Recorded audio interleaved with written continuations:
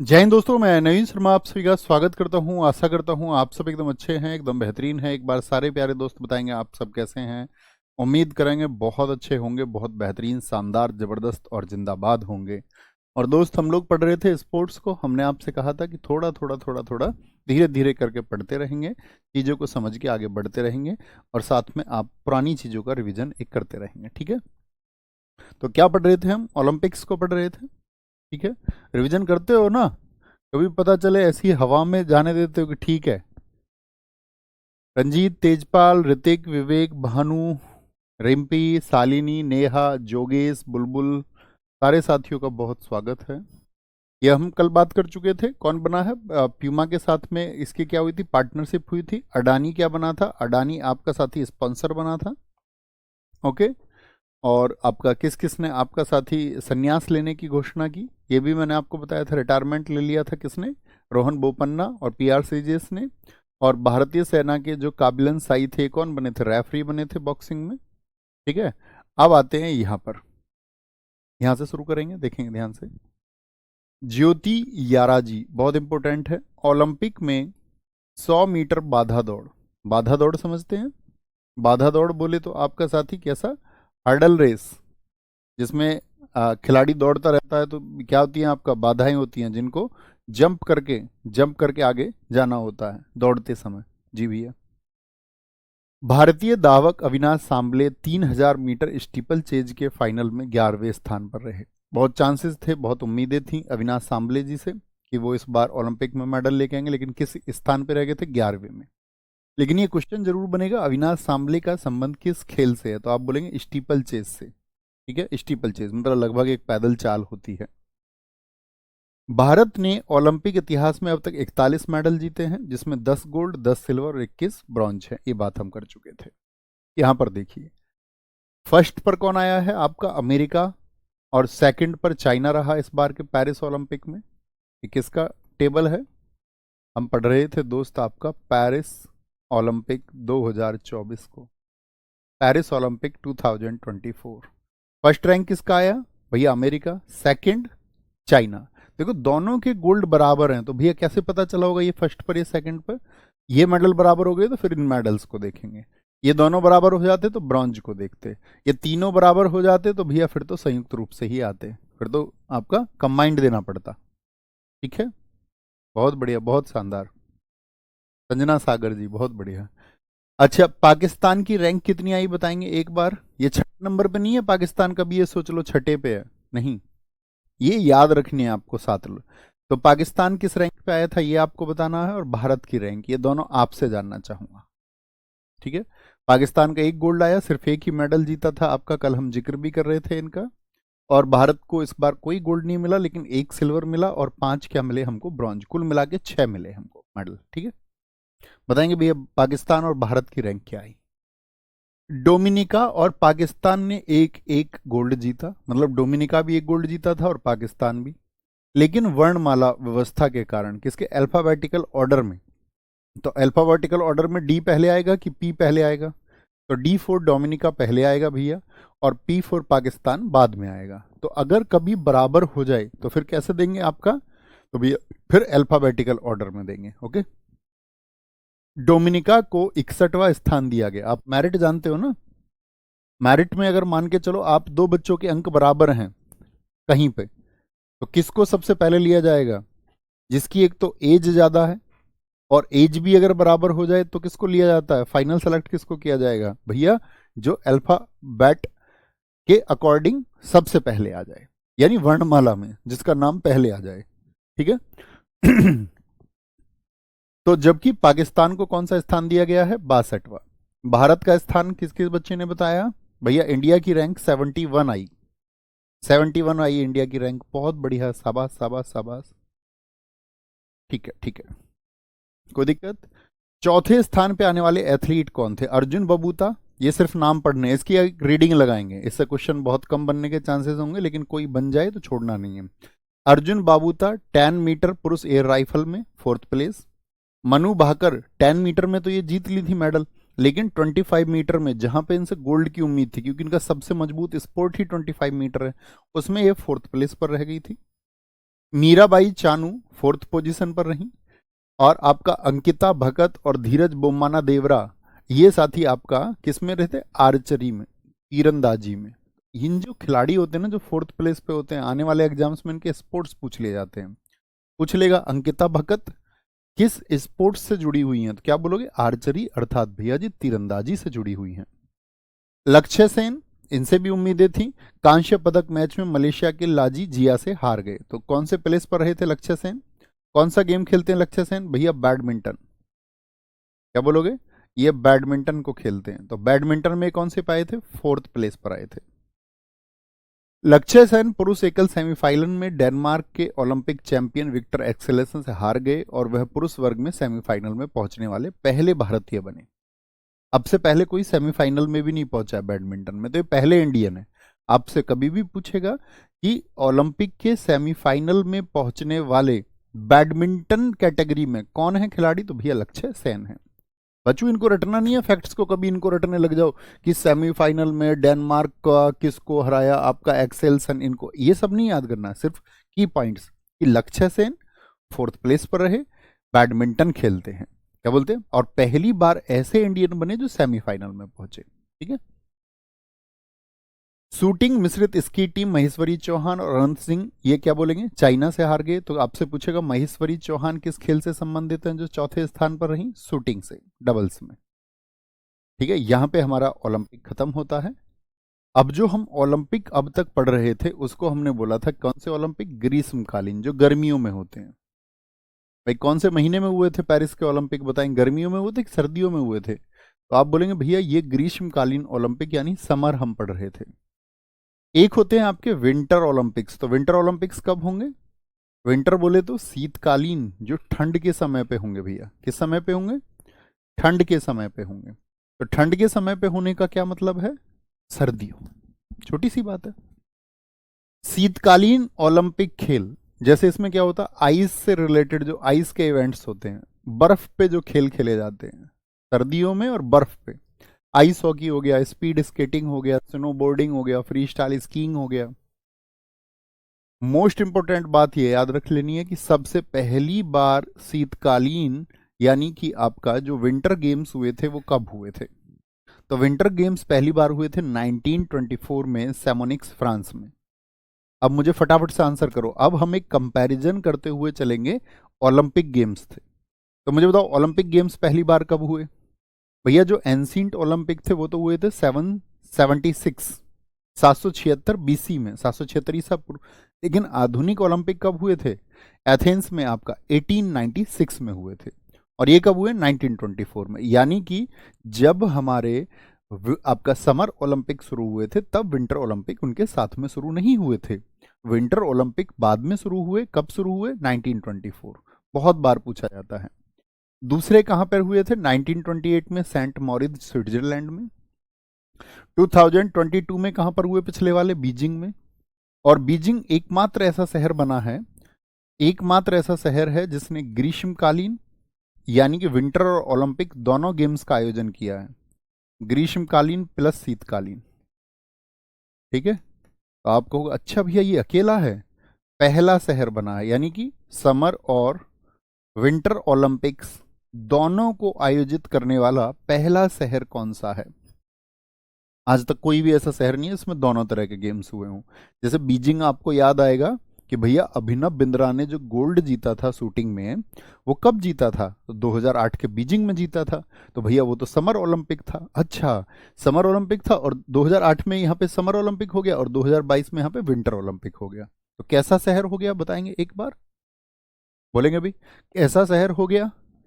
भैया आप ऐसे छोटे बाल रखा करो, ठीक है जी, ऐसे ही रखेंगे।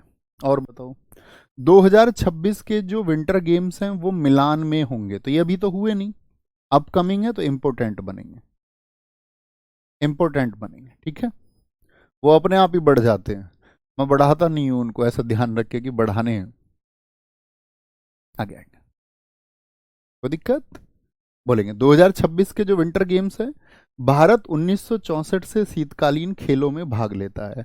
तो जब 1924 में पहली बार गेम्स हुए थे तो क्या इंडिया ने पार्टिसिपेट किया था, आप कहेंगे नहीं। कब पार्टिसिपेट किया इंडिया ने, 40 साल के बाद में। भैया एक बात बताइए, आप हाथ से लिख के क्यों नहीं पढ़ाते हैं इसको? बहुत अच्छा क्वेश्चन आपने पूछा है। चलो आज आपका ये दूर करते हैं इस चीज को। थोड़ा सा पहले लेके जाऊंगा लेकिन मैं तुमको, थोड़ा सा पहले, ठीक है? देखो, एक तो दोस्त जब हाथ से हम लिखते हैं तो मेरे हिसाब से, क्योंकि बच्चे क्या होते हैं, बाइलिंगुअल होते हैं। अब ऐसा नहीं है कि ऑफलाइन कोचिंग है और 100-200 बच्चे हैं और लोकल के बच्चे हैं। लोकल का मतलब कि हिंदी बोलेंगे तो समझ में आएगा। आप में से आपके बहुत सारे साथी ऐसे होंगे जिनको हिंदी टर्म समझ में ही नहीं आएंगी। तो पहला तो फायदा ये होता है कि हिंदी और इंग्लिश, जिसको मान के चलो जो बच्चा इंग्लिश मीडियम का है तो वो इंग्लिश वाली टर्मिनोलॉजी देख लेगा, हिंदी वाला हिंदी वाली। अगर मैं इसको हाथ से लिखने लगूं दोनों को तो शायद मैं आपको 2 या 3 स्लाइड पढ़ा पाऊंगा। ठीक है, आधे घंटे में 2 या 3 स्लाइड होंगे, टाइम का वेस्टेज हो जाएगा और शायद 6 महीने तक भी हम पूरा नहीं पढ़ पाएंगे। पहला रीजन तो ये है। ठीक है, अब दूसरा रीजन आते हैं, भैया ये मिथ हमारे दिमाग में किसने डाला कि हाथ से ही लिख के पढ़ना अच्छा होता है? सुनना मेरी बात को। एक जो बच्चा था वो स्केच बनाता है, स्केच समझते हो, चित्र। स्केच का मतलब होता है चित्र। एक बच्चा स्केच बनाता है, आप उससे ये कहो कि चित्र या तो अच्छा बनाएगा या बेकार बनाएगा, अच्छा या बेकार। समझना मेरी बात को, अभी कुछ मत लिखना, बस आपकी एक राय चाहूंगा, यस और नो में बाद में। अब आप ये बोले नहीं जी ये जो चित्र है ये तो मेरे सामने हाथ से बनाओ, मैं स्केच की खूबसूरती नहीं देखना चाहता, मैं ये नहीं देखना चाहता कि ये कंटेंट कितना अच्छा है, मैं तो ये देखना चाहता हूं कि इसको हाथ से कैसे लिखा जाता है। आपको फाइनल स्केच चाहिए या स्केच बनते हुए भी देखना है? बोलो भी फटाफट से, फटाफट से बताओ। आपको स्केच फाइनल चाहिए, मतलब आप मार्केट में जाते हो चित्र लेने या किसी की पेंटिंग लेने जाओगे तो आप ये उससे ये बोलोगे नहीं जी मुझे तो ये बनाते हुए समय का चाहिए, नहीं ना? तो क्या कोई उस बात का अर्थ बचता है? मैं उन बच्चों को गाइड कर रहा हूं जो कभी कभी बाकी टीचर्स की क्लास में भी कमेंट करते होंगे, ये जो इस पे लिखा हुआ है इससे सुंदर राइटिंग किसी की नहीं हो सकती, और जब मैं लिखूंगा तो मैं ऐसे लिखूंगा, ऐसे। मेरा और आपका एक कांटेक्ट खत्म होता। तीसरा पॉइंट, मेरा और आपका आई कांटेक्ट कभी हो ही नहीं पाएगा। ठीक है, आप लिखने में बिजी रहोगे, इसीलिए मैं प्री नोट्स देता हूं आपको पहले ही कि आराम से बना लो, अभी हमारा तुम्हारा कांटेक्ट बनेगा।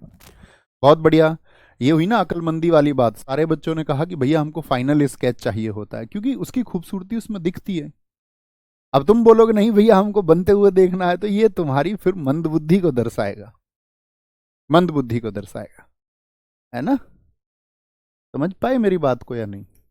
इसीलिए कभी किसी से ये मत बोलो कि नहीं जी मुझे तो लिखा हुआ चाहिए, मुझे तो हाथ से लिखा हो। ये दर्शाता है कि भाई आपको लिखना नहीं आता है फिर, और लिखना नहीं आता तो कॉम्पिटिटिव एग्जाम में फिर क्या करेंगे? बात समझ में आई?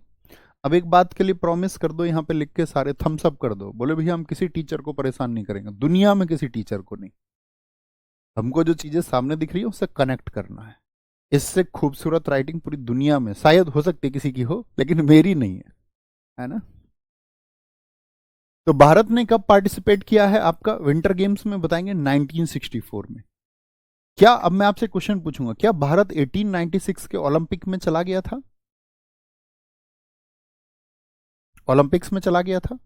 आप कहेंगे नहीं, 1896 में। ऐसे ही पहले आपका विंटर ओलंपिक में भी इंडिया नहीं गया। एक होते हैं पैरालंपिक खेल, अभी हमने पढ़े थे क्या आपका भैया, विंटर गेम्स पढ़े। विंटर गेम्स में हमने जाना कि विंटर गेम्स पहली बार 1924 में कहां पे हुए थे? सैमोनिक्स फ्रांस में हुए थे। और उसमें क्या होती हैं, जितनी भी आइस से रिलेटेड इवेंट्स होते हैं, आपका मैंने बताया आपको कि आइस से रिलेटेड जो भी आपके इवेंट्स होंगे वो सब खेल स्पर्धाएं, बर्फ खेल स्पर्धा। और आपका मैंने बताया 2022 में कहां पे हुए? बीजिंग में हुए, और बीजिंग पहला शहर बन गया समर प्लस विंटर का। 2026 में कहां पर होंगे? मिलान शहर में होंगे, इटली में होंगे। अब आते हैं पैरालंपिक गेम्स में। तो पैरालंपिक का क्या मतलब होता है? अभी रिसेंट में हुए, आपने देखे होंगे। बताओ इंडिया के कौन सबसे ज्यादा चर्चित रहे थे इस बार? खाओ मां कसम, खाओ मां कसम किसने कहा था बताओ? तो भैया पैरालंपिक गेम्स का मतलब होता है कि जो व्यक्ति दिव्यांग हैं किसी भी अंग से, किसी भी ऑर्गन से, जो विकलांग है, क्या उनके लिए भी स्पोर्ट्स नहीं होना चाहिए? हाँ भैया होना चाहिए। जो शारीरिक रूप से अक्षम हो गए, फिजिकली हैंडीकैप्ड हैं, उनके लिए भी तो स्पोर्ट्स होने चाहिए जी, होने चाहिए। तो उनके लिए भी फिर जो गेम्स है उनको बोलते हैं Paralympic games. Para plus Olympic, इसमें जो एथलीट होते हैं उनको बोलते हैं पैरा एथलीट। पैरालंपिक गेम्स विकलांग एथलीटों और सामाजिक परिवर्तन के लिए, कि भाई कहीं ऐसा ना हो कि जो शारीरिक विकलांग है उनको तो मौका ही नहीं मिला, तो उनको भी प्लेटफॉर्म दिया गया।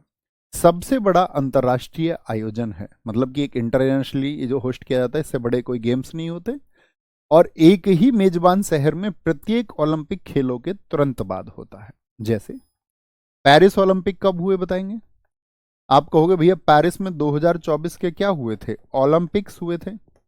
ओलंपिक्स हुए थे तो किस शहर में हुए? पेरिस में। तो इसी शहर में क्या होंगे फिर? जैसे ही ओलंपिक हो जाएंगे उसके तुरंत बाद क्या होंगे? फिर पैरालंपिक्स होंगे। क्या होंगे? पैरालंपिक्स इसके तुरंत बाद होंगे। तो मुझे बताइए, ओलंपिक और पैरालंपिक एक ही शहर में होते हैं या अलग अलग होते हैं? अलग अलग होते हैं। तो आप कहेंगे भैया एक ही शहर में दोनों होते हैं, एक ही शहर में। ठीक है, कोई दिक्कत, कोई परेशानी, कोई दिक्कत, कोई परेशानी? बोलो भाई फटाफट से, बोलेंगे भाई। अच्छा, एक बच्चे ने कहा तो भैया इसका मतलब ये है कि हाथ से लेके कम पढ़ा पाएंगे? नहीं, आप अभी शायद नए हैं बच्चे, नए हैं आप, नए हैं, अभी अनुभव हो जाएगा। देखो, सेटिस्फाई सबको किया नहीं जा सकता किसी एक चीज से, दुनिया में सबकी अलग अलग इच्छाएं हैं। आप भी नहीं कर पाते होंगे, मैं भी नहीं कर पा सकता हूँ, कम नहीं। दरअसल में आज कॉम्पिटिटिव एग्जाम में जो आपको तैयारी करनी है, पहले क्या था, फिक्स चीजें थी, गिनी चुनी चीजें थी। आज आपको ज्यादा चीजें पढ़नी होती हैं। इसका दूसरा साइड देखिए, अगर आप चीजें ज्यादा अच्छी और बेहतरीन स्मार्ट वे में और ज्यादा भी पढ़नी होंगी, ऐसा नहीं आप सोचेंगे सेलेक्टेड चीजें मैं पढ़ लूं। ऐसे बच्चे रोते रहते हैं कि नहीं जी मुझे तो 4 पॉइंट्स दे दो किसी एक टॉपिक के और ये पढ़ लेता हूँ, हाथ से लिख के पढ़ा दो, 4 पॉइंट्स पढ़ा दो। अब बुद्धू रोगे पूरी जिंदगी। इसलिए जैसे गाइड किया जाता है वैसे चला करो। ओके, बहुत बढ़िया सर, इनमें से मैक्सिमम चीजें मुझे याद हैं। हाँ, करंट अफेयर्स का टॉपिक है ना ओलंपिक। अभी आपने देखो रिसेंट में पैरालंपिक गेम्स हुए, तो आपने स्टडी की थी या नहीं? करंट अफेयर्स में आपने पढ़ा होगा पैरालंपिक गेम इंडिया की क्या परफॉर्मेंस रही, तो आपको वहीं जानना था। एक अच्छे स्टूडेंट का ध्येय क्या होना चाहिए कि उसको खुद जानना है। अच्छा, पैरालंपिक तो भैया पैरालंपिक पहली बार कब हुए थे, तो उसको अपनी रिसर्च मोड पढ़ानी होगी। ठीक है, कोई दिक्कत? पैरालंपिक गेम्स किनके लिए है? विकलांग एथलीटों के लिए, और एक ही मेजबान शहर में प्रत्येक वर्ष आयोजित होता है। अंतर्राष्ट्रीय पैरालंपिक समिति की स्थापना 22 दिसंबर 1989 को जर्मनी के डसेलडॉर्फ नगर में हुई। इसका जो हेडक्वार्टर है वो बॉन जर्मनी में है। अब फटाफट से आंसर करो। मैंने आपको बताया था इंटरनेशनल ओलंपिक कमेटी, उसकी स्थापना 23 जून 1894 को हुई थी। इसीलिए हम 23 जून को क्या मनाते थे भैया? ओलंपिक डे मनाते थे। तो मुझे फटाफट से आंसर कर दो, आईओसी का हेडक्वार्टर कहां पर था? आईओसी का हेडक्वार्टर कहां पर था 1894? सारे दोस्तों को आंसर आना चाहिए, तब पता चलेगा कि रिवीजन आपका जबरदस्त है या नहीं है। नहीं तो फिर बुद्धू हो तुम, बुद्धू का तुम्हें टैग दिया जाएगा फिर। तो इसका हेडक्वार्टर कहां पे? बॉन जर्मनी में है, 1989 में। इसके अध्यक्ष एंड्रू पार्सन्स हैं, एंडूनी एंड्रू। उपाध्यक्ष दुआने काले हैं, ये कभी नहीं पूछे जाएंगे आपसे, पर इसका हेडक्वार्टर बहुत इंपॉर्टेंट है, ये याद रख लेना। राष्ट्रीय पैरालंपिक समिति पीसीआई की स्थापना 1992 में हुई। ये इंडिया का है इसीलिए बहुत इंपॉर्टेंट है, इसको बोलते हैं PCI, Paralympic committee of India, या इसी को हम बोलते हैं राष्ट्रीय पैरालंपिक समिति। नेशनल पैरालंपिक कमेटी भी इसको कहा जाता है, एनपीसी भी इसको बोलते हैं, और जर्नली इसका जो नाम है वो है पीसीआई। बहुत बढ़िया जी, लुसाने लुसाने लुसाने लुसाने, सबने आंसर दिया कि आईओसी का हेडक्वार्टर लुसाने में है। कुछ बुद्धुओं का उत्तर दिल्ली है। ये वही है कि हाथ से लिख के पढ़ाओ भैया, टेढ़े लटक के पढ़ाओ भैया, पंखे पर लटक के पढ़ाओ भैया, सिर के बल खड़े हो जाओ भैया पढ़ाने के लिए। बताओ जी, राष्ट्रीय पैरालंपिक समिति पीसीआई की स्थापना 1992 में हुई है। पीसीआई के हेड कौन है वर्तमान में? ऐसे ही याद रख लेना, जो भारतीय ओलंपिक समिति थी वो उसकी स्थापना हुई थी 1927 में। जो आपका क्या बोलते हैं उसको, जो हमारा नेशनल ओलंपिक कमेटी थी, या इसको हम बोलते हैं आईओ ए, इंडियन ओलंपिक एसोसिएशन, भारतीय ओलंपिक संघ, वो 1927 में, जिसके हेड मैंने आपको टाटा साहब बताए थे, वो बताया था मैंने कि उसका हेडक्वार्टर नई दिल्ली में होगा। तो ये वो तो है ओलंपिक के लिए आईओए, और ये किसके लिए पीसीआई, पीसीआई बोले तो Paralympic committee of India, Paralympic committee of India, national Paralympic committee बोलते हैं इसको, Paralympic committee of India. Smart बन जाओ स्मार्ट, नहीं तो पीछे रह जाओगे भीड़ में। पैरालंपिक कमेटी ऑफ इंडिया, शिकायतें कम मेहनत ज्यादा, एकमात्र नियम है सफलता का। राष्ट्रीय पैरालंपिक समिति कब बनी है, 1992 में। अध्यक्ष कौन है इसकी, दीपा मलिक। नहीं भैया, इसको हमने करेक्ट कराया, इन्होंने साहब ने किया नहीं है। दीपा मलिक थोड़ी, अब तो दीपा मलिक चेंज हो गई है। वर्तमान में बताओ कौन है, चूरू राजस्थान से है वो, क्या नाम है उनका बताएंगे। इसकी जो वर्तमान में अध्यक्ष है उनका नाम है, वर्तमान में अध्यक्ष हैं इसके देवेंद्र झाझरिया, देवेंद्र देवेंद्र झाझरिया, ठीक है, देवेंद्र झाझरिया। ये करेक्ट करेंगे भैया, थम्स अप करेंगे जी भैया। जिन साथियों ने नोट्स बना लिए हो तो उसमें लिख लेंगे इसको। प्रधान सचिव आपको याद नहीं रखने, जे चंद्रशेखर। पहले अध्यक्ष कौन थे, रतन सिंह। ये इंपोर्टेंट फैक्ट है दोनों के दोनों। जैसे आईओ के पहले अध्यक्ष कौन बताए थे मैंने आपको, आईओ के पहले अध्यक्ष थे हमारे टाटा साहब। एक क्वेश्चन और पूछ लूं, जो इंटरनेशनल ओलंपिक कमेटी है, अंतर्राष्ट्रीय ओलंपिक समिति है, उसके पहले अध्यक्ष कौन थे। अब आएगा मजा। जहां पे मैंने आपको बताया था कि ओलंपिक खेलों के जो फादर हैं वो बोला जाता पियर डी कोबार्टिन को, और पियर डी कोबार्टिन दूसरे अध्यक्ष थे। तो मैंने आपको पहले अध्यक्ष भी बताए थे। बहुत थैंक यू सेबी यादव जी, ऐसे ही आगे बढ़ते रहिए, पढ़ते रहिए। पहले पैरालंपिक खेल 1960 में रोम में हुए थे। कब हुए थे, 1960 में। इंपॉर्टेंट फैक्ट है भाई। पहले ओलंपिक कब हुए, 1896। पहले आपका विंटर ओलंपिक कब हुए, वो सेमोनिक्स फ्रांस में हुए, 1924 में हुए। और पहले पैरालंपिक कब हुए, रोम में। और याद रख लेना, रोम में हमारे फिर तो भैया यहाँ पे ओलंपिक भी हुए होंगे इस ईयर में या नहीं जी। यहीं थे जहां मिल्खा सिंह को 4th प्लेस मिला था, 4th प्लेस। न्यूरोलॉजिस्ट गुहमान को पैरालंपिक का जनक कहा जाता है। जैसे पियर डी कोबार्टिन किसके हैं, ओलंपिक के हैं। न्यूरोलॉजिस्ट गुहमान किसके हैं, पैरालंपिक के फादर हैं। भारत के लिए पहला पदक जो जीता है, जैसे मैंने आपको बताया था ओलंपिक में पहला मेडल किसने जीता, ब्रिटिश इंडिया में तो नॉर्मन प्रिजार्ड थे, उनको तो गिनते नहीं हम गिनते हैं कि पहला मेडल हमको दिलाया हॉकी ने 1928 में एज ए गोल्ड जीता हमने एम्स्टर्डम में, नीदरलैंड में। अगर हम बात करते हैं कि हमने आपका पर्सनल कब जीता पहला, तो हम बोलते हैं हेलसिंकी में 1952 में रेसलिंग में केडी जाधव जी ने जीता था। याद है ना ये जी, याद है। इसी तरह पैरालंपिक जो गेम हुए इनमें पहले भारतीय कौन है, तो भारतीयों के लिए सबसे पहला पदक मुरलीकांत पेटकर ने जीता। हाल ही में एक मूवी आई है, बताओ उस मूवी का क्या नाम है। ऐसी मूवी देखा करो तुम, इंस्टाग्राम की रील्स छोड़ के। उससे अच्छा है कि किसी के संघर्ष की कुछ मूवी कभी कभार जब टाइम मिले, ऐसा नहीं दिमाग को पका के फेंक दो अपने को, है ना, इतना भी लोड नहीं देना उस पर। सप्ताह 10 दिन में कभी एक ऐसी संघर्ष से लेकर के कुछ जो आपका चित्रांकन कहीं भी किया गया कोई मूवी वगैरह, वो देखा करो। ये देखना, बताओ कौन सी मूवी आई अभी रिसेंट में। भारत के लिए पहला सिंह पदक जो है वो मुरलीकांत पेटकर ने 1972 के हैंडिल वर्ग पैरालंपिक में तैराकी इवेंट में स्वर्ण पदक जीता था। किसमें, किस खेल से संबंध रखते हैं ये, तैराकी से। चंदू चैंपियन आई ना अभी रिसेंट में, उस इसी कहानी पे, इन्हीं के मुरलीकांत पेटकर जी के जीवन पे। तो कौन है ये भैया फर्स्ट इंडियन है जिन्होंने पैरालंपिक में हमको मेडल दिलाया था। और मेडल भी कैसा दिलाया, गोल्ड। भारत कुल 60 पदक जीत चुका है आज तक, यानी अब से पहले 31 थे। और इस बार हमने कितने मेडल जीते पैरालंपिक्स में, भैया 29 जीते, जिनमें से 7 हमारे गोल्ड थे इस बार। करंट अफेयर्स में आपने पढ़ा होगा। बोले भैया हमने नहीं पढ़ा है करंट अफेयर्स में, हम तो सोते रहते हैं भैया, हम तो तब पढ़ते हैं जब पेपर की डेट आ जाती है। बोलो जी। भारत कुल 60 पदक जीत चुका है।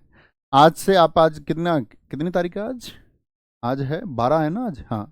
15 नवंबर से, याद है ना, करंट अफेयर्स के लिए कौन से सर आए हैं? कल उनकी लॉन्चिंग हुई, पहले से पढ़ा रहे थे आदर्श सर।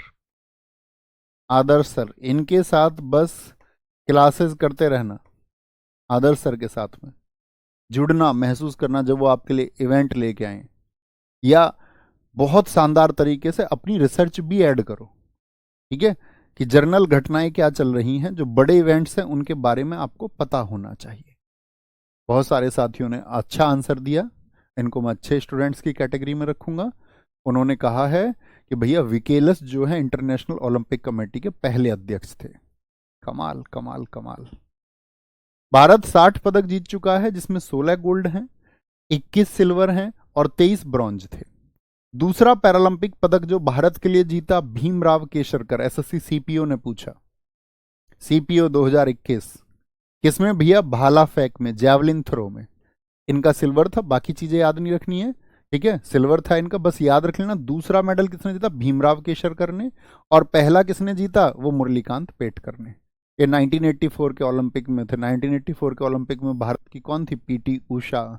4th प्लेस पर रह गई थी वो भी, 0.2 के 100वें हिस्से से 1984 में। पिरुवल्लीकांत टेक परमेलूसा।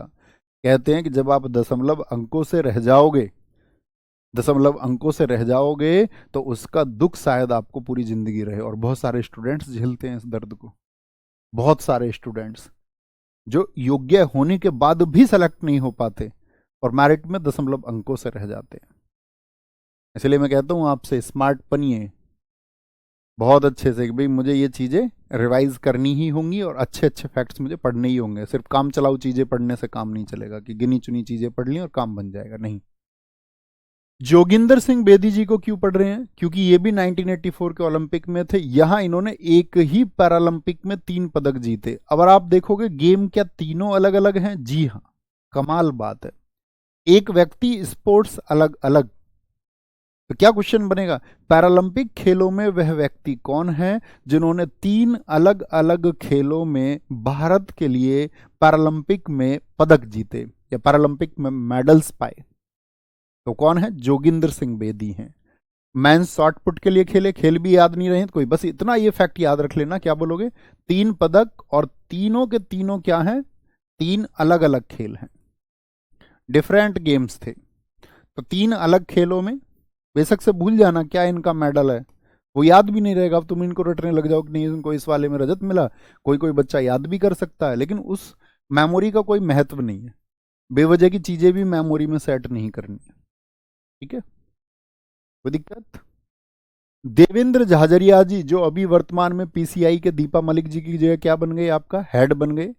कौन सा खेल खेलते थे? Javelin throw. और भारत के लिए 2 गोल्ड जीत चुके हैं पैरालंपिक्स में। पैरालंपिक की बात करें 2004 2016, बीच में इनका गैप रहा, बहुत लंबा संघर्ष है, इनकी कहानी आप पढ़िए एक बार।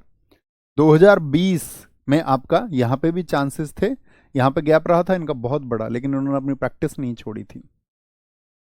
मरियप्पन थंगावेलु 2 मेडल जीत चुके हैं, बस नाम याद रख लेना। मरियप्पन थंगावेलु का संबंध किससे है? मेंस हाई जंप से। देवेंद्र झाझरिया जी का संबंध किससे है? जैवलिन थ्रो से, जैवलिन थ्रो से। दीपा मलिक, ये जो आपका पीसीआई की देवेंद्र झाझरिया जी से पहले अध्यक्षा थी, इनका क्या महत्व है? तो दीपा मलिक पैरालंपिक पदक जीतने वाली पहली भारतीय महिला, रियो 2016 में शॉर्ट पुट इवेंट में, जो गोला फेंक होता, देखा गोला, तो इनसे पहले कोई भी ऐसी महिला नहीं थी जिसने पैरालंपिक में मेडल जीता हो। अब यहां पे आपसे मैं क्वेश्चन पूछना चाहूंगा कि भैया ये बताओ, पहली बार कौन सी महिला है जिन्होंने जिन्होंने आपका ओलंपिक में मेडल जीता था? भारतीय महिला बतानी है, फटाफट फटाफट। वैभव निकम जी ने बहुत अच्छा आंसर किया है। भैया 1960 रोम ओलंपिक ही पहले थे जिनका टीवी पे ब्रॉडकास्ट किया गया। आभास आभास आभास। मोहम्मद अमजद एकदम ठीक लिखा है,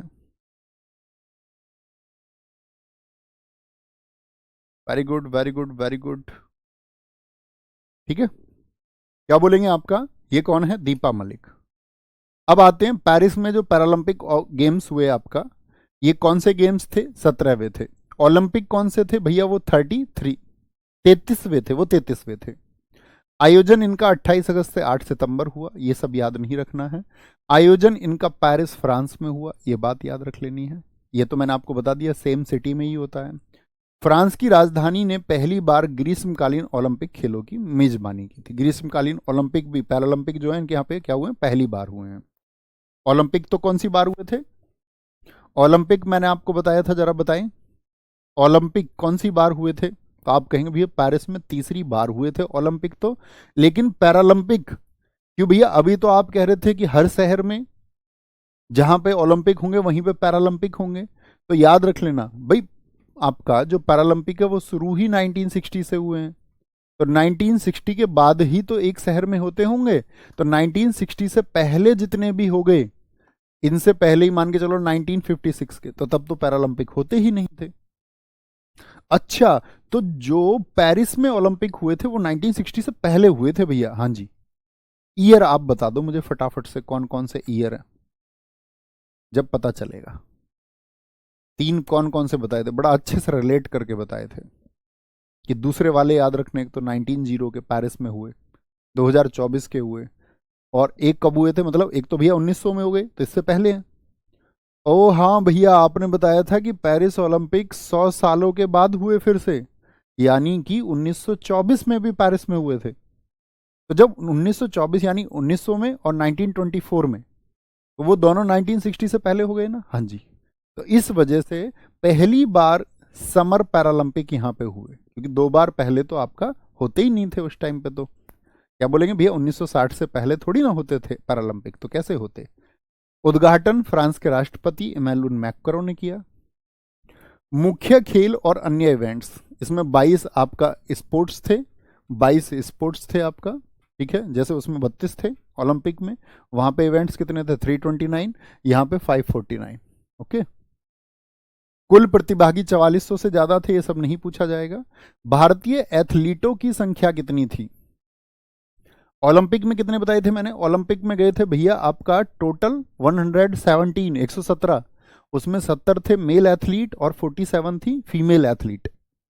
तो यहां पे जो भारतीय एथलीट है वो है 84, और भारत में ये सबसे ज्यादा है जिन्होंने 12 स्पोर्ट्स में भाग लिया। भारतीय पैरा एथलीट पेरिस 2024 में 3 नए खेलों, पैरा साइकिलिंग, पैरा रोइंग और ब्लाइंड जूडो में हिस्सा लिया पहली बार। ये सिर्फ रीडिंग लगानी है इसकी, जो महत्वपूर्ण चीज होगी उसको मैं बताऊंगा। आदर्श वाक्य वही आपका जो पेरिस में था, गेम्स वाइड ओपन।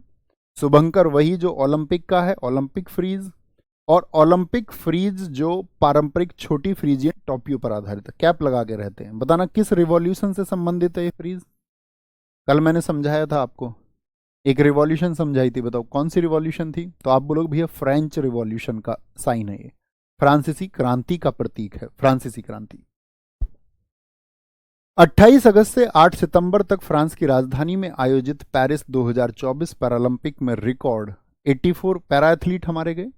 भारत का उन्होंने रिप्रेजेंटेशन किया, भारत का प्रतिनिधित्व किया। भारत ने 12 डिसिप्लिन में, मतलब 12 आपका स्पोर्ट्स में पार्टिसिपेट किया, जो टोक्यो से 3 अधिक है। यानी टोक्यो में हमारे कितने गेम्स थे? 9 गेम्स थे, और इस बार हमने 3 गेम्स बढ़ा लिए, ठीक है। वो तीनों मैंने आपको नाम बताए अभी।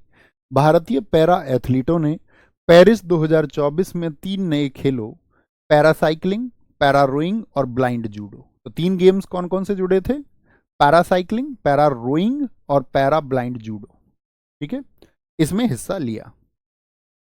पेरिस 2024 पैरालंपिक खेलों में भारत ने प्रभावशाली प्रदर्शन किया। ये जस्ट रीडिंग लगानी है इसके, इसमें कुछ महत्वपूर्ण नहीं होगा, ये हमको बस जानना है इसके बारे में, क्योंकि हमारे देश ने इतना अच्छा परफॉर्मेंस किया तो एटलीस्ट हमको कौन कौन परफॉर्मर थे उनको जानना है। अवनी लेखरा पैरालंपिक खेलों में 2 स्वर्ण पदक जीतने वाली पहली भारतीय महिला बनी। मोस्ट इंपोर्टेंट, कौन भारतीय महिला है जिन्होंने पैरालंपिक खेलों में 2 गोल्ड जीते हैं? तो कौन है? अवनी लेखरा। बताओ कौन सा गेम खेलती है भैया? शूटिंग।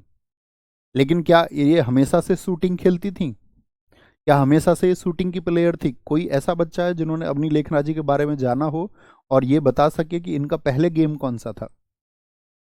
तो आप कहोगे नहीं भैया, उन्होंने शुरुआती दौर में जो गेम खेला उसमें उन्होंने देखा कि ये मेरे लायक नहीं है। कई बार हम अपने जीवन में ऐसी चीज़ों का चुनाव कर रहे होते हैं जो हमारे लायक होती ही नहीं है, मतलब हमारी इफिशियंसी उस तरह की है ही नहीं। जैसे बहुत सारे बच्चे तो कॉम्पिटेटिव एग्जाम की तैयारी बस इसलिए करने लग जाते हैं कि मोहल्ले में कोई दरोगा बना है, अब मुझको भी दरोगा बनना है, और दरअसल में उसकी जो स्किल्स थी वो उससे भी कुछ बेहतर कर सकता था, लेकिन उसने ईर्ष्या, सामाजिक दबाव, पारिवारिक दबाव के चलते हुए अपनी उस साथी स्किल को भी खो दिया, उस टैलेंट को भी खो दिया जिसमें वो उससे बहुत ज़्यादा बेहतर कर सकता था।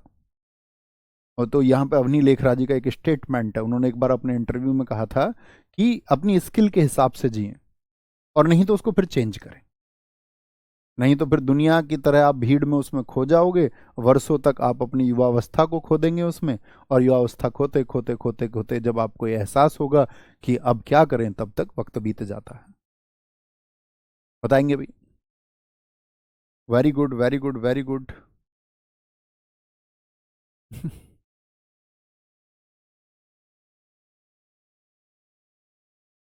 बोलेंगे भाई फटाफट से। ये दिखाएं क्या हो रहा है सर, जब एक ही शहर में होता है तो बीजिंग पहला शहर कैसे बनेगा?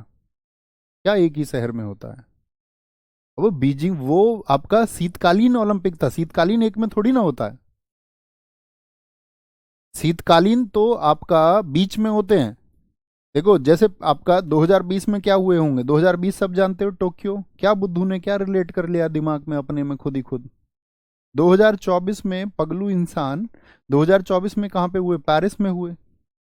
2028 में कहाँ पे बताई मैंने आपको? एलए में बताई, लॉस एंजल्स में बताई, यूएसए में बताए नहीं बताए? तो ये कौन से हैं? ये विंटर है, विंटर है। और जो आपका, सॉरी विंटर बोल रहा हूँ, समर है ये आपका। जो विंटर होंगे ये कौन से हैं? ये समर है, ग्रीष्मकालीन है। और जो विंटर होंगे वो इस ईयर में क्यों होंगे? विंटर इनके बीच में होंगे, जैसे 2022 बीजिंग में हुए थे। कहाँ पे हुए थे? बीजिंग में। 2026 मिलान इटली में होंगे। तो देखना कहाँ पे हो रहे हैं ये। तो आप कहोगे अच्छा भैया 20 और 24 के बीच में क्या आ गया? 2022। तो विंटर इनके बीच में होते हैं। विंटर कहाँ होंगे? इनके बीच में। ये 2024 के बाद लॉस एंजल्स मैंने आपको बताए थे, इनके बीच में जो होंगे वो विंटर होंगे। तो विंटर तो हमेशा अलग शहर में होता है। मैंने आपको बताया जहां पे ओलंपिक होंगे वहां पे पैरालंपिक होते हैं। विंटर तो मैंने बताया ही नहीं है आपको। विंटर तो मैंने ये बताया था 2022 बीजिंग। तो बीजिंग 2008 में हुए थे आपका समर। भाई इससे पहले कहाँ हुए थे? 2016 रियो डी जेनेरियो। 2008 में कहाँ पे हुए थे आपका? 2012 लंदन में हुए थे। 2008 कहाँ पे हुए थे? बीजिंग में। तो बीजिंग में 2008 में हुए, और साथ ही बच्चों बीजिंग में 2022 में विंटर हुए। तो ये पहला शहर बना जहां पे आपका बीजिंग में, क्या बोलेंगे, पहला ऐसा शहर बना जहां पे समर भी हुए हैं और विंटर भी हुए। ये बात मैंने आपको बताई थी। सो गए थे क्या तुम बीच में? हैं? तुम्हारे पास किसी का फोन वोन तो नहीं आ गया? अभी पता चले तुम फोन पे बात करने लगे हो उस टाइम पे। समर और विंटर के बीच में 2 साल का गैप होता है बच्चों। अवनी लेखरा पैरालंपिक खेलों में 2 स्वर्ण पदक जीतने वाली पहली भारतीय महिला बनी। उन्होंने महिलाओं की 10 मीटर एयर राइफल में शूटिंग में विश्व रिकॉर्ड के साथ में खिताब को डिफेंड किया। डिफेंड मतलब पहले का उनका जो आपका खिताब था गोल्ड, उसको उन्होंने बचाए रखा, बचाए रखा। बहुत बढ़िया। भारत ने पहली बार एथलेटिक्स में 2 रिकॉर्ड दर्ज किए, जिसमें धर्मवीर और प्रणव सूरमा ने। क्लब थ्रो, एक डंडा होता है ऐसे बेसबॉल के जैसा, उसको फेंका जाता है, क्लब थ्रो। तो उसमें इन्होंने क्या बोला? स्वर्ण और रजत पदक जीते, धर्मवीर जी ने और प्रणव सूरमा ने। नाम एकदम याद नहीं रखना है, लेकिन धर्मवीर जी ने यहाँ पे रिकॉर्ड बनाया 34.92 मीटर का। किसमें? क्लब थ्रो में। तो इन फ्यूचर एग्जाम्स में आपसे ये जरूर पूछा जा सकता है, धर्मवीर जिन्होंने एशिया रिकॉर्ड बनाया है क्लब थ्रो में, या पूछे धर्मवीर किस खेल के खिलाड़ी हैं, किस खेल से संबंधित? क्लब थ्रो से। ये आपको याद रखना। भारत को 6ठा स्वर्ण पदक दिलाया, और जो पैरालंपिक में भारत के सबसे ज्यादा जीते गए स्वर्ण पदक हैं, यानी आज तक की जो हमारी परफॉर्मेंस थी इस बार के पैरालंपिक में वो सबसे बेहतरीन थी। बहुत बढ़िया। बहुत सारे बच्चों ने लिखा भैया अवनी लेखरा का पहला गेम तीरंदाजी था। तीरंदाजी, कमाल कमाल कमाल। भाला फेंक खिलाड़ी सुमित अंतिल ने भी पैरालंपिक में अपने खिताब को डिफेंड करने वाले पहले भारतीय पुरुष खिलाड़ी के रूप में इतिहास रच दिया। डिफेंड किया इन्होंने, डिफेंड का मतलब सुरक्षित कर लिया। सुरक्षित का मतलब पहले भी मेडल जीते थे पिछले में और इस बार भी उसको बचाए रखा। उन्होंने पुरुषों की भाला फेंक, तो सुमित अंतिल का संबंध किससे याद रखेंगे हमेशा? सबसे मेजर पॉइंट है कि वो जैवलिन थ्रो से हैं, भाला फेंक से हैं। 70.59 मीटर के साथ में उन्होंने क्या जीता? गोल्ड जीता, जो एक नया पैरालंपिक रिकॉर्ड है। सुमित ने टोक्यो 2020 में पैरालंपिक में बनाए गए अपने ही पिछले रिकॉर्ड को एक बार नहीं बल्कि कंपटीशन के दौरान 3 बार तोड़ा। अपने ही रिकॉर्ड को, जैसे आप मॉक देते हो। अब आपको शिकायतें बहुत है, भैया ये करो वो करो, इधर उधर लगे हुए, लेकिन आपको क्या करना? अपनी परफॉर्मेंस को आगे बढ़ाते हो हर बार अपने रिकॉर्ड को ब्रेक करना है। पिछले से अच्छा करूंगा, चूकोगे भी आप उसमें, ऐसा नहीं है कि हर बार निराश हो जाना है कि मॉक में अच्छा नहीं कर पा रहा हूं। ठीक है, मॉक टेस्ट देते टाइम ये हमेशा खुद को एनालिसिस करना होता। मॉक टेस्ट मतलब आईना, कभी उसमें स्कोर कम हो तो परेशान नहीं होना है। परेशान होगे तो उसका कोई अर्थ नहीं है, बस ये देखना अच्छा इनकी वजह से मेरा स्कोर गिरा है। भाई आप शीशे में देखते हो सुबह, आपने देखा यार मेरे बाल ठीक करे हुए नहीं है, तो क्या करोगे? कॉम्ब लेके ठीक करोगे ना उसको। तो जो फैक्टर्स है, मॉक देने का मतलब उसके स्कोर को देख के बहुत खुश भी नहीं होना और निराश भी नहीं होना। बस ये देखना अच्छा इसी चैप्टर के क्वेश्चंस गलत हुए थे, अब इन चैप्टर को और फिर से बिल्ड करूंगा। अच्छा इसमें कुछ रिसर्च की कमी थी, थोड़ी रिसर्च बढ़ाऊंगा। इस तरह से धीरे धीरे धीरे धीरे सुधार होता है। भैया नवदीप सिंह भी आपका, हाँ भैया देखो ऐसा होता, अब तुम समझो, जर्नली कोई गाली दे दे तो कैसा महसूस होगा? और नवदीप सिंह ने जब भाला फेंका तो गाली दे दी। मोदी जी ने भी उनसे पूछा, क्या नवदीप ज्यादा जोश में आ गए थे तुम? तो उसने बोला हाँ जी थोड़ा बहुत हो जाता है कभी कभार। तो जब हमारे देश का कोई सम्मान बढ़ाता है तो उनकी फिर बहुत सारी चीजें हमें एक्सेप्टेबल हो जाती है कि हाँ ठीक है, ह्यूमन बिहेवियर है, हो जाता है, कोई इतनी बड़ी बात नहीं है। ठीक है ना? और फिर माँ कसम तो उनका चर्चित हो ही गया। नवदीप सिंह भी बिल्कुल भाला फेंक से संबंधित हैं। पिछले रिकॉर्ड को एक बार नहीं बल्कि प्रतियोगिता के दौरान 3 बार तोड़ा। किसने? सुमित अंतिल। हाई जंप में मरियप्पन थंगावेलु, तो मरियप्पन थंगावेलु अभी बताए थे मैंने आपको, किससे हैं? हाई जंप से हैं। लगातार 3 पैरालंपिक मेडल जीतने वाले पहले भारतीय बन गए हैं, मतलब हर आपका पैरालंपिक में 3 पैरालंपिक्स में मेडल जीत चुके हैं। रियो में जीता, टोक्यो में जीता और साथ ही अब आपका क्या बोलेंगे भैया, आपका पेरिस में भी जीता। तो हर बार जीत रहे हैं, पहले इंडियन है ये। प्रतिपाल ने महिलाओं की 100 मीटर T35 दौड़ में व्यक्तिगत सर्वश्रेष्ठ समय के साथ में कांस्य पदक जीता। और पैरालंपिक में ट्रैक इवेंट, ट्रैक मतलब दौड़ भाग वाले जो इवेंट होते हैं, उनमें ये पहला मेडल है इंडिया का। तो ये तो बस जान लेना है। कुल मिलाकर भारत ने पेरिस 2024 में ट्रैक स्पर्धा मतलब दौड़ भाग वाली जो स्पर्धा है उनमें 4 मेडल जीते, जिसमें दीप्ति जीवनजी भी शामिल थी जो महिलाओं की 400 मीटर और T20 वर्ग में कांस्य के पैरालंपिक पदक जीतने वाली पहली बौद्धिक रूप से कमजोर एथलीट बनी। बौद्धिक रूप से कमजोर, मानसिक रूप से जो कमजोर होते हैं। भाई एक तो कमजोरी कैसी होती है, हमारे शरीर में विकलांगता आ जाती है, कई बार क्या होता है मस्तिष्क में भी विकलांगता आ जाती है और मस्तिष्क कमजोर हो जाता है। जैसे आपने देखा होगा जिनको बोलते हैं विक्षिप्त अवस्था में होते हैं, तो वो भी स्पोर्ट्स खेल रहे हैं।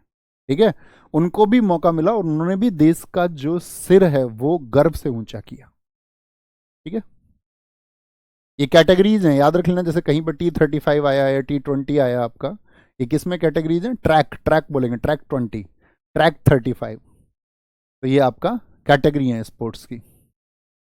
ठीक है, स्पोर्ट्स की कैटेगरी, किस में कैटेगरी? दौड़ की कैटेगरी।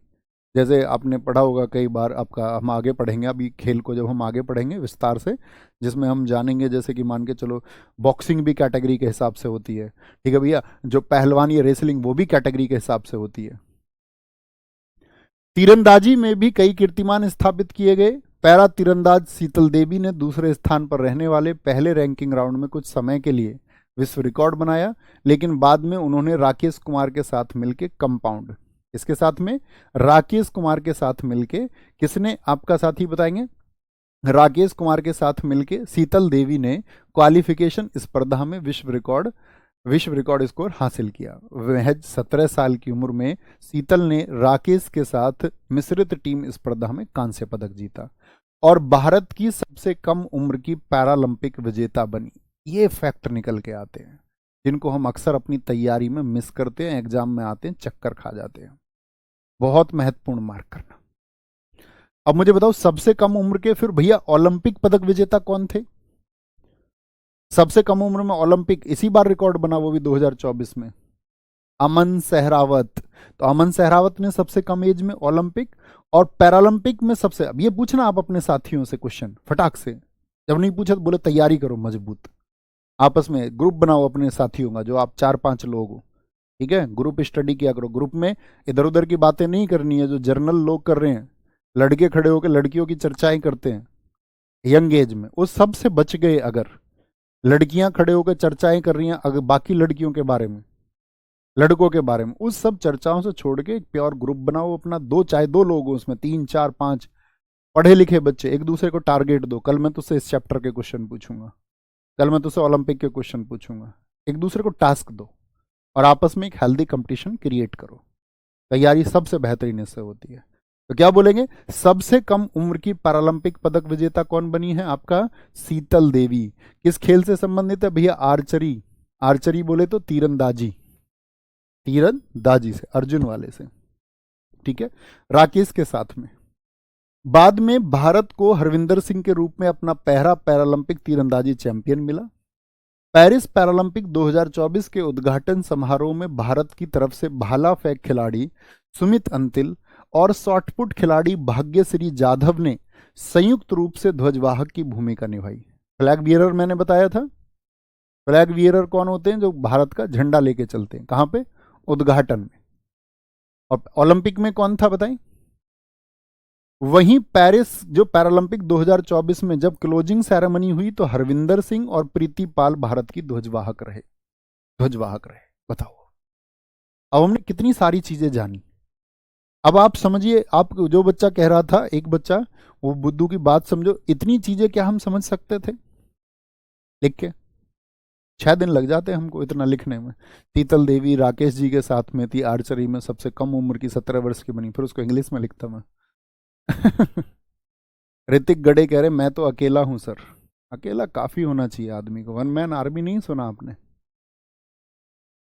ठीक है, नहीं भैया रेसिंग की कैटेगरी है, क्रिकेट वाला T20 नहीं, अभी नहीं बताया मैंने आपको।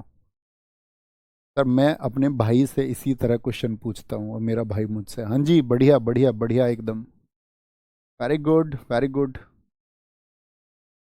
है ना? तब मैं भी रेसलिंग का प्लेयर हूँ, बहुत अच्छी बात है साथी, वेरी गुड। शीतल देवी देखी होंगी तुमने यार, शीतल देवी कैसी दिखती, देख लेना, उनके हाथ नहीं थे, पैर से उन्होंने निशाना मारा, बड़ी चर्चित हुई थी वो, रिसर्च करो उसके लिए। बहुत बढ़िया, ओके। तो एक बार इन चीज़ों को आराम से, जो जो मैंने बताया इंपॉर्टेंट फैक्ट्स, उनको इंपॉर्टेंट कीजिए, कभी भूलना नहीं है, बाकी की एक रीडिंग लगानी है, ठीक है? आज के लिए काफ़ी है, आज के लिए काफ़ी है, इसको लास्ट और कर देते हैं यहाँ पे। देखो भारत की जो रैंक आई पैरालंपिक्स में, वो कौन सी रैंक थी बताएंगे? इंडिया 18वें नंबर पर रहा।